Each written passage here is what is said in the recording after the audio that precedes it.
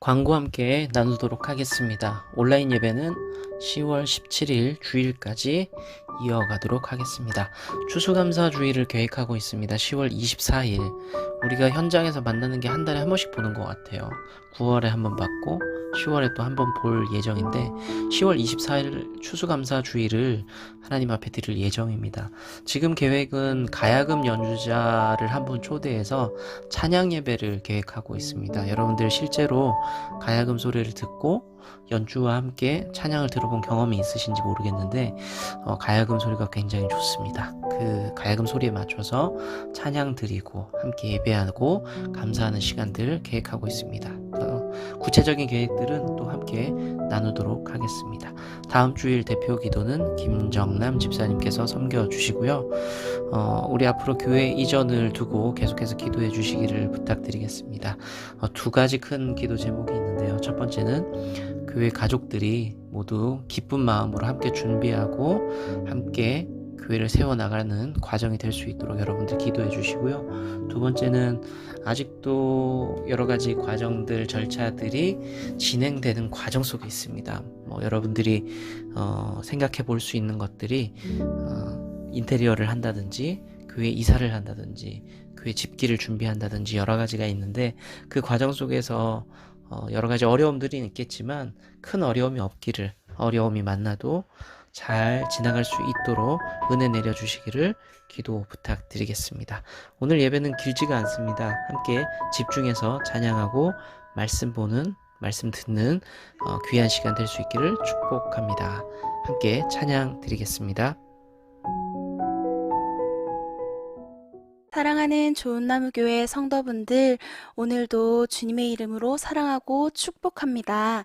우리 함께 찬양하실 텐데요. 같이 예배드리시는 분들을 전심으로 축복하면서 이 찬양 같이 드리셨으면 좋겠습니다. 혹시 혼자 계시는 분들도 스스로를 향해서 하나님이 주신 마음으로 축복하면서 이 찬양 함께 올려드리도록 하겠습니다.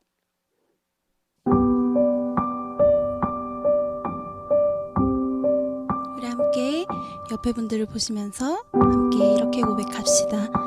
이 시간 너의 맘속에, 이 시간 너의 맘속에 하나님 사랑이 가득하기를 진심으로 기도해 간절히 소망해 하나님 사랑 가득하기를. 하나님은 너를 사랑해 얼마나 너를 사랑하시는지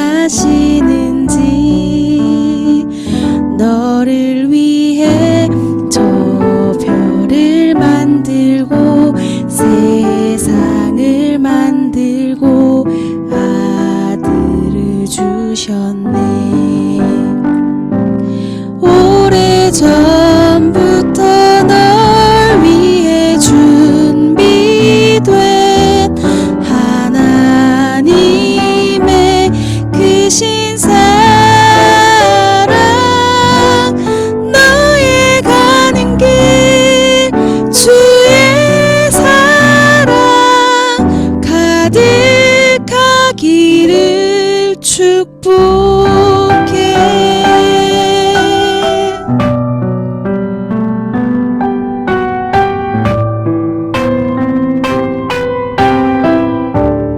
이 시간 너의 맘속에, 이 시간 너의 맘속에 하나님 사랑이 가득하기를 진심으로 기도해 간절히 소망해 하나님 사랑 가득하기를.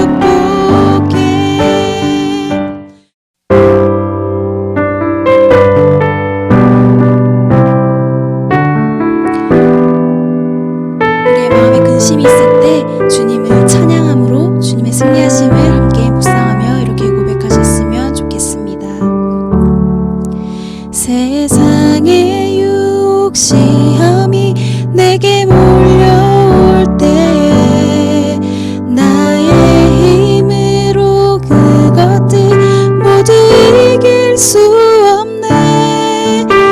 거대한 폭풍 가운데 위축된 나의 영혼, 어찌할 바를 몰라 헤매이고 있을 때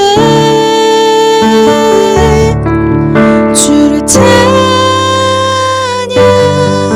손을 들고 찬양. 전쟁은 나에게 속한 것 아니니 주를 찬양, 손을 들고 찬양. 전쟁은 하나님께 속한 것이니.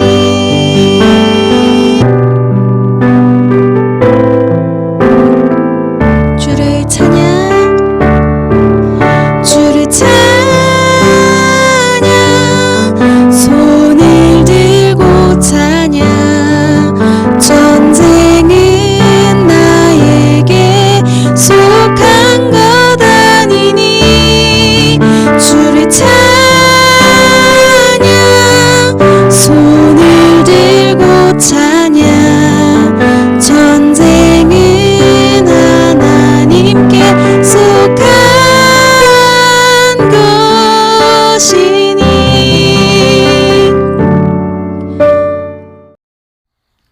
만군의 여호와여, 주께 의지하는 자는 복이 있나이다. 예수 그리스도를 통하여 하나님 나라의 자녀가 되는 권세를 주시고 구원을 베풀어 주신 하나님의 크신 사랑과 은총에 감사 찬양을 드립니다. 허물 많은 인생의 약함을 아시는 주님, 우리의 허물과 죄로 죽었던 우리를 살려주시고 그리스도의 보배로운 피로 우리를 속량하여 주시옵소서. 자비하신 주님, 이 환란의 시대 가운데 전 세계가 시간을 멈춰놓은 듯한 팬데믹의 상황 가운데 있지만 변함없는 하나님의 사랑으로 세상을 고치시고 치유해 주시길 간구합니다. 하나님 아버지, 우리들의 교회들 세상 풍조에 흔들리지 않고 장차 오실 주님을 예비하고 말씀에 순종하여 천국 복음을 전하게 하옵소서. 사랑의 주님, 성도들의 가정의 자녀들과 건강과 산업을 지켜주시옵소서. 어떤 어려움 속에서도 잘 이겨낼 수 있도록 힘을 더하여 주시옵소서. 교회를 위해서 기도합니다. 교회가 이전으로 말미암아 어려움은 있지만 한마음 한뜻으로 잘 헤쳐나갈 수 있도록 역사하여 주시옵소서. 목사님 사모님 사역을 위해 기름 부어주시고 영육간의 강건함을 주셔서 현장 목회의 어려움을 잘 헤쳐나가며 순수한 동기와 진실함과 건강한 리더십으로 세워주시기를 기도합니다. 이 시간 말씀으로 교훈하여 주시고 이 한 주간도 삶의 자리에서 신앙을 실천하는 빛의 자녀들로 살아가게 인도하여 주시옵소서. 감사를 드리면 우리 구주 예수 그리스도 이름으로 기도드립니다. 아멘.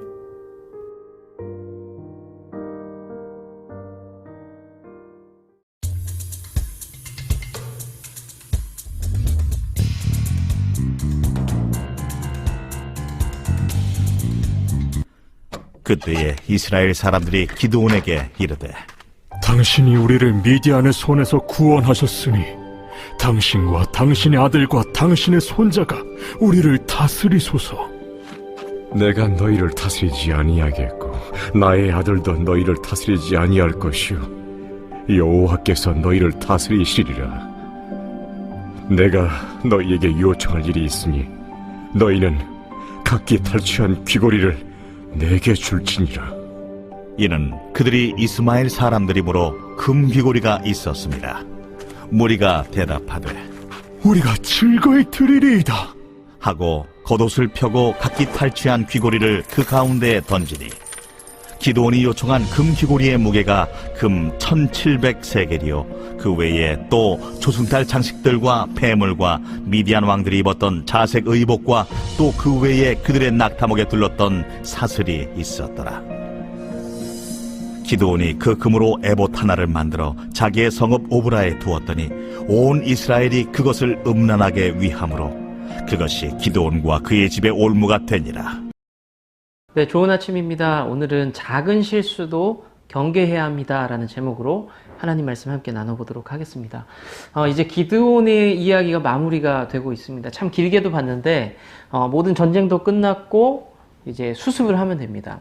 함께 싸우던 적들도 이제 다 물러나게 됐고요. 내부에서 민족끼리 갈등도 있었죠. 협조하지 않았던 내부의 세력들도 이제 정리가 되었습니다. 가만히 한번 돌이켜 보면요. 기드온의 삶이 파란만장했죠. 상상하지 못했던, 스스로도 상상해 본 적 없던 삶을 살게 되었습니다. 과거의 기드온의 등장이 어땠습니까? 어두운 곳에서 밀을 털어먹던, 그냥 숨어서 그렇게 살아왔던 기드온이었습니다. 하나님께서 기드온을 처음에 부르셨을 때 뭐라고 응답했습니까? 나는 제일 작다고, 막내라고 기드온이 하나님의 부르심 앞에서 거부하면서 그렇게 살았던 사람입니다. 그런데 하나님의 부르심에 순종해서 응답을 했더니 하나님의 부르심대로 하나님께서 큰 용사라고 부르셨잖아요. 그랬더니 정말로 지금 보니 그 민족에서 가장 으뜸이 되는 큰 용사로 살아가고 있는 것을 우리는 확인할 수가 있습니다. 지금 기드온은 전쟁 영웅이에요. 그리고 민족의 지도자, 사사가 되어 있습니다. 기드온을 보면은 300용사가 먼저 떠오를 수가 있는데 우리가 봐야 할 포인트는 따로 있습니다. 하나님이 들어 쓰시는 인생이 이렇게도 될 수 있구나 라는 것을 우리가 볼 수 있어야 합니다. 기드온 하면은 300용사가 먼저 떠오를 것이 아니라 하나님이 부르시고 하나님이 쓰시는 인생은 이렇게 달라질 수 있구나 라는 걸 알아야 된다는 것이죠. 물론 사람은요, 아무리 훌륭하고 아무리 좋은 사람도 공과 과가 있습니다. 잘한 것이 있고 잘못한 것이 있을 수 있죠. 그런데 오늘 기드온의 이야기를 좀 마무리를 하면서 참 잘했다 싶은 것을 같이 한번 얘기해 보고요. 이건 좀 아쉬운데 기드온 이 부분은 좀 그랬어 라는 부분들을 좀 살펴보고자 합니다. 이 두 가지를 보면서 하나님 앞에서 나는 저렇게 잘 살고 있을까? 저렇게 잘 살아야 되겠다 라는 다짐도 해보고요. 기드온을 또 보면서 기드온이 저런 부분이 아쉬우니까 나는 저런 부분은 조심하면서 살아야지 라는 그런 결단들, 그런 생각들이 이 아침에 있기를 축복합니다. 첫 번째로 기드온이 잘했던 것, 공을 한번 살펴보겠습니다. 미리 말씀드리자면 기드온이 잘한 것은 모든 것이 하나님의 은혜였습니다 라는 고백을 할 줄 알았다는 것입니다. 기드온이 처음에 하나님 앞에 부르심에 응답을 했고요. 어찌됐든 간에 줄다리기는 있었지만 응답을 했고 전쟁을 훌륭하게 치렀습니다. 기드온에 대한 마지막 평가를 보면요. 28절에 나오는데 기드온이 전쟁에 이김으로써 기드온이 잘 통치함으로써 그 민족에게 평화가 왔다라고 기록을 하고 있습니다. 기드온이 처음 등장했던 그 시대적 배경을 우리가 한번 좀 기억해 볼 필요가 있습니다. 늘 외부로부터의 공격이 있었어요. 괴롭힘을 당했죠. 그랬기 때문에 기드온도 숨어서 밀을 털어먹던 형편이었습니다. 그런데 기드온이 민족의 지도자로 나서고 나서부터 모든 상황을 정리해줬죠. 그래서 얼마나 백성들에게 사랑을 받았고 얼마나 좋은 상황이 되었겠습니까? 성경을 오늘 본문을 보면요. 그 뒷부분이 조금 사람들의 반응이 좀 이해가 됩니다. 사람들이 어떻게 하냐면 기드온을 향해서 우리의 왕이 되어달라라고 이야기를 합니다. 그리고 당신은 물론이고 당신의 아들과 손자까지도 우리의 왕이 되어주세요 라는 이야기를 합니다. 한마디로 왕조가 시작될 수 있는 그런 배경입니다. 얼마나 지금 좋았으면 백성들이 그런 이야기를 했을까요? 좀 이해가 되기도 하죠. 기드온 같은 용사가, 기드온 같은 좋은 사람이 왕이 되면은 충분히 우리를 보호해 줄 것이다. 우리는 태평성대를, 평안한 시절을 누릴 수 있을 것이다 라고 믿었을 겁니다.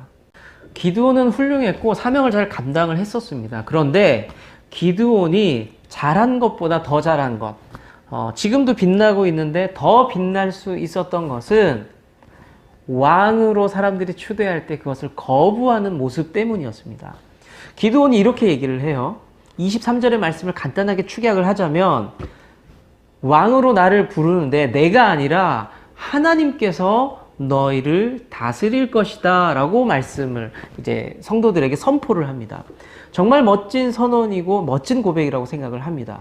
이 고백, 내가 아니라 하나님께서 너희를 다스리리라 라는 이 고백에는 두 가지 내용을 담고 있습니다. 첫 번째는 지금까지 있었던 모든 일은 내가 한 게 아니다. 하나님께서 하셨다. 그래서 모든 영광은 주님께, 하나님께 돌려드리는 것이 마땅하다라는 이야기를 하고 있고요. 두 번째로, 이 땅의 진정한 왕은 내가 아니라 마땅히 하나님이시다. 우리는 하나님의 통치가 필요하다라고 고백을 하고 있어요. 그러니까 하나님의 왕되심을 인정을 했다는 거죠. 이 두 가지 의미는 우리 삶에도 분명히 적용이 되어야 합니다. 우리 신앙에서 아주 기본 중에 기본적인 태도입니다. 우리가 우리 인생이 좀 누가 흔히 말하는 좀 복을 받아요. 잘 풀려요. 이때 우리는 절대 자만해서는 안 됩니다. 우리가 잘 사는 것, 복을 받는 것, 누리는 것, 잘 해결되는 것, 나쁜 것이 아니죠. 좋은 것입니다. 그런데 본질은 기드온처럼 하는 그 고백, 지금까지 모든 것이 하나님의 은혜였습니다 라고 고백하면서 우리는 하나님 앞에 영광을 돌려드려야 합니다. 그리고 내 앞으로의 인생도 주님께 드리겠다. 그분이 우리의 왕이시다라는 그 헌신, 엎드림이 우리 삶에는 반드시 필요하다는 것입니다. 우리 삶이 좀 괜찮을 때, 전보다 좀 나아졌을 때, 은혜를 내가 누리고 있다, 내가 은혜를 경험하고 있다라고 느껴질 때에 우리가 먼저 기억해야 될 그것은 뭐라고요? 하나님을 먼저 기억하고 하나님께 감사하는 그런 저와 여러분들 될 수 있기를 축복합니다. 자, 두 번째로 기드온의 잘못된 부분, 아쉬운 부분, 과에 대한 이야기를 해볼게요. 결론적으로 말하면 마무리가 아쉬웠습니다. 여러분들 활용점정이라는 말을 아실 거예요. 그 장승효라는 화백, 그림을 그린 사람이 있었거든요. 근데 벽에다가 용을 그렸는데 너무 잘 그렸어요. 그런데 아쉬운 게 뭐였냐면 눈이 없었다는 거죠. 그래서 지나가는 사람이 물었습니다. 선생님, 왜 여기에는 눈이 없습니까? 라고 물었더니 화백이 하는 말이, 여기다가 눈을 그리면은 완성이 돼가지고 용이 하늘로 올라가 버립니다. 그래서 그리지 않았습니다. 라는 이야기를 했습니다. 여러분들이 이 이야기를 직접 들었다라면 뭐라고 생각을 하시겠어요? 뭐라고 반응하시겠어요? 에이, 무슨 그런 말을, 뻥치지 마세요 라고 이야기를 하겠죠. 그 사람도 똑같이 얘기했어요. 못 믿었습니다. 그래서 이 화백이 용에다가 눈을 딱 그립니다. 그랬더니 진짜로 그 그림이었던 용이 완성이 되면서 하늘로 올라갔다라는 말이 있죠. 그래서 활용점정이라는 표현을 씁니다. 그 마지막을 매듭을 잘 지었을 때, 완성되었을 때 참 멋있다라는 표현을 쓸 때 이렇게 말을 하죠. 결국엔 매듭에 대한, 마지막 마무리에 대한 이야기입니다. 조금 전에 말씀드린 것처럼 기드온의 모든 행적이 훌륭했어요. 하나님의 부르심에 응답했고 싸움도 잘했고 순종했고 훌륭했습니다. 지금까지는요. 그런데 실수를 하게 됩니다. 하나님만 왕이시라는 그 멋있는 선포를 하고 나서 좀 반대되는 실수를 하게 됩니다. 지금까지 싸웠던 적군, 그 미디안, 그리고 이스마엘 사람들, 그 사람들은 풀을 찾아서 이동하는 그 유목민이었거든요. 그걸 잘 알고 있었습니다. 그래서 그 사람들이 뭘 가지고 있었냐면 언제든지 팔아서 물건을 살 수 있는 재산들을 가지고 있었어요. 오늘 성경에는 금으로 된 귀걸이 이런 것이 있다라고 이야기를 합니다. 그 다른 책들을 찾아봐도 그들은 늘 금부치, 코걸이, 금 귀걸이 이런 장신구들을 들고 다녔다라고 해요. 기드온은 그걸 잘 알고 있었죠. 그래서 이제 전쟁이 끝났으니까 그것들을 다 걷어서, 노획물이죠, 다 모아서 기드온이 얼마간 좀 달라고 합니다. 지금 사람들이 기드온을 바라보는 눈빛이 어때요? 충성심 가득하죠. 하트 뿅뿅이에요. 그러니까 기드온이 하는 말은 다 맞아요, 옳아요, 너무 좋아요. 그래서 기드온이 말한 대로 모든 것을 모아서 망설이지 않고 갖다 바치게 됩니다. 지금도 그럴 수 있죠. 정치인이 그럴 수 있고 전쟁 중에는 전쟁 영웅이 그럴 수 있는데 그 사람들은 인기가 막 올라가죠. 그래서 그 사람들이 뭘 좀 하자라고 하면 그대로 우 따라갑니다. 지금 전쟁 영웅이잖아요, 기드온이. 그래서 그 노획물, 전쟁에서 이기고 나가서 남은 것들을 좀 달라라고 하는 것이 그렇게 문제되지 않는다라고 다들 생각하고 있었습니다.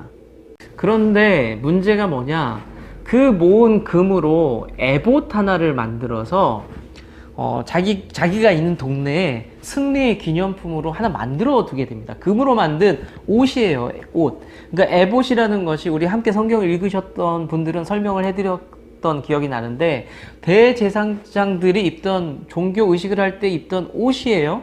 종교 의식의 상징입니다. 그래서 당시에 그 사람들이 무슨 일을 했냐면, 금으로 만든 에봇이 상징성이 있는 물건이 거기 있었기 때문에 그 당시에 사람들이 예배하러 가던 곳이 있었거든요. 그리고 그곳에 가서 대제사장을 만났어요. 그곳에서 예배를 했어요. 그런데 많은 사람들의 관심이 어디로 향하느냐, 원래 가던 곳, 원래 만났던 대제사장을 무시하고 그 황금으로 만든 에봇으로 향하게 됩니다. 그러니까 기드온이 있는 곳이 종교적으로도 중심지가 돼버린 거죠. 기드온이 의도한 건지 아닌지는 알 수가 없어요. 잘 모르겠어요. 판단 보류. 그런데 분명한 것은 사람들에게 잘못된 신앙관을 기드온이 심어주게 됩니다. 오늘 성경을 보면요, 하나님께서 그것을 뭐라고 표현하냐면 음란이라는 표현을 써요. 음란.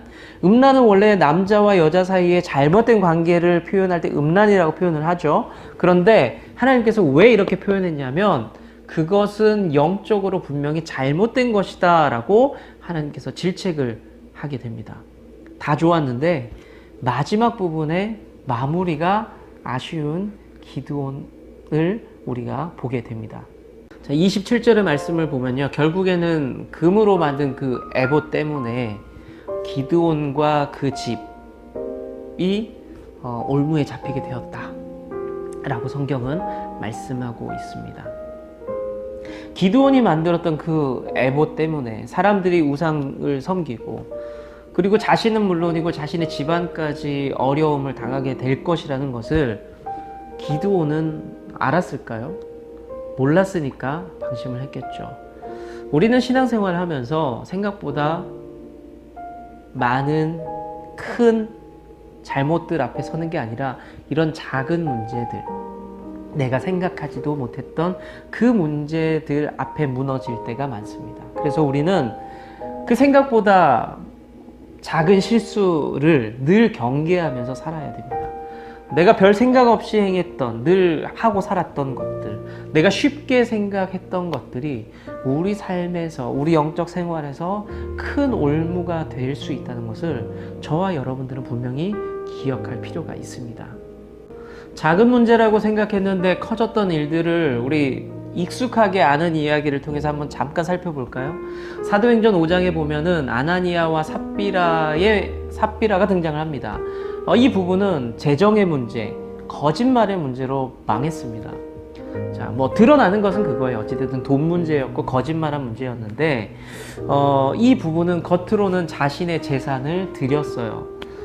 사실 그 사람들 원래 성격이 그랬는지는 모르겠는데 좀 자기 과시를 해보고 싶었던 것 같아요. 헌금을 하는데 크게 하고 싶었어요. 그러니까 티나게 하고 싶었죠. 그래서 사실은 자기 재산을 팔아서 절반만 드렸음에도 불구하고 전 재산을 드린 것처럼 속였죠. 여러분도 어떻게 생각하세요? 이 두 사람이 전 재산을 두고 절반만 했기 때문에 그런 큰 벌을 받았는데, 여러분들 생각하기에 두 사람이 죽을 죄를 지었다라고 생각을 하세요? 저는 사실 그 정도는 아닌데 라는 생각을 먼저 하게 됩니다. 그런데 결과적으로는 죽었어요. 그 두 사람도 전혀 예상하지 못했던 일이었겠죠. 중요하지 않다고, 그래도 나는 절반이나 하지 않냐고, 뭐 그런 생각으로 그렇게 헌신했을 겁니다. 그런데 이 부분에서, 이 작다라고 생각했던 것에서 이 부분은 무너졌고 큰 함정에 빠지고 올무를 만나게 된 것입니다. 한 부부의 이야기를 더 볼까요? 아담과 하와를 한번 볼게요. 이 부부는 하나님과의 관계를 가볍게 생각을 했어요. 하나님과의 관계가 좀 깨지는 게 뭐 그렇게까지 문제가 되겠어? 라는 생각을 했던 것 같아요.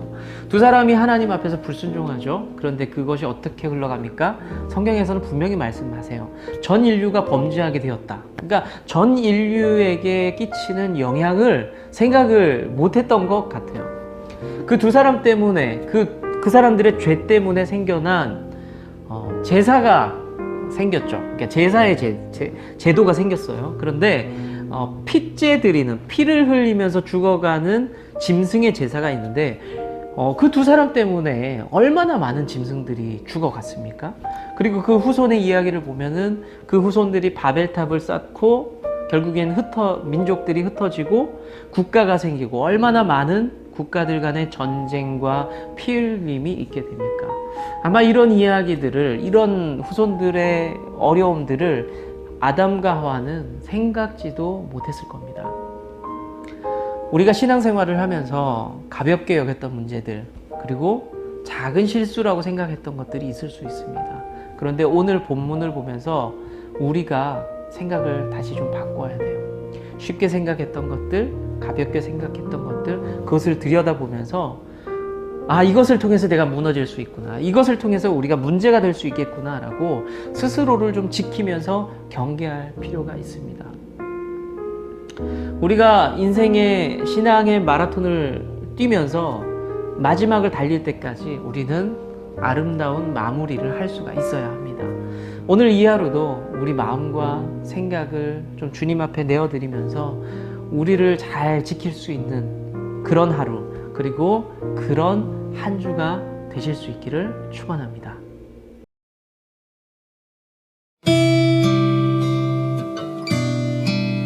우리의 길 첫째, 우리는 오직 예수 그리스도를 섬기는 믿음의 가족으로서 정체성을 가집니다. 둘째, 우리는 서로를 향한 사랑과 용서를 통해 이 땅에서 천국의 쉼을 누립니다.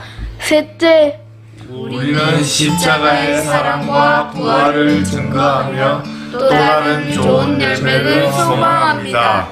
아멘.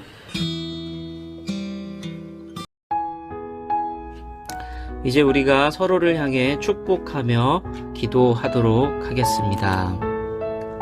사랑하는 좋은 나무 교회 성도님들이 주 안에서 강건하시기를 축복합니다. 사랑하는 목사님께도 강건의 축복이 함께하기를 소망합니다. 고난 속에서도 우리 주님의 기쁨을 누리시기를 축복합니다. 염려 속에서도 우리 주님의 해답을 경험하시기를 축복합니다. 우리가 주의 뜰 안에 머무는 복된 성도 되기를 소망합니다. 아멘.